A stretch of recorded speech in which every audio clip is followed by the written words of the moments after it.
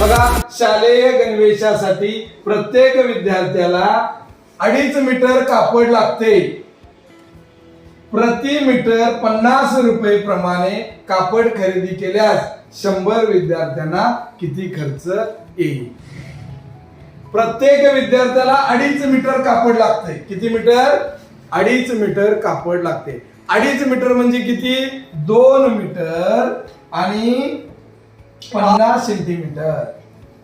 म्हणजे हे 2.5 मीटर कापड, 2 मीटर आणि 50 सेंटीमीटर म्हणजे 2.5 मीटर कापड. एका विद्यार्थ्याला 2.5 मीटर कापड लागते. मग 100 विद्यार्थ्यांना किती लागेल? त्यांचा गुणाकार करायचा.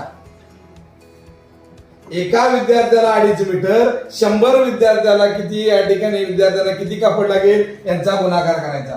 1 2 3 0 देऊन टाकायला. 1 2 3 0 25 एके 25.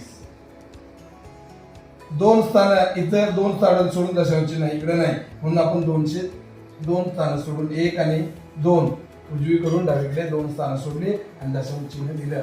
म्हणजे कापड लागणार आहे 250 मीटर कापड लागणार आहे 100 विद्यार्थ्यांना. किती?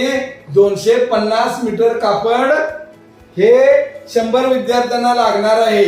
आणि कापडाला एका मीटरचा खर्च 50 रुपये. एका मीटरचा खर्च 50 रुपये आहे. मग 250 मीटर कापडाला किती रुपये खर्च येईल? एकावरनं अनेकांची किंमत काढायची आहे, म्हणून याला या ठिकाणी गुणायचं.